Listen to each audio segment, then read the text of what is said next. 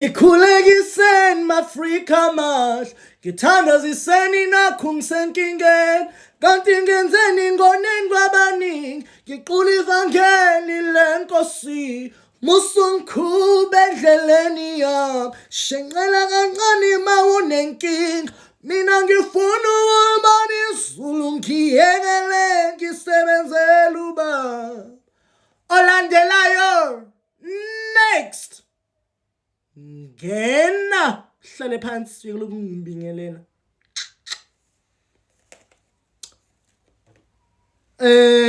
ingabe ngidila nobani la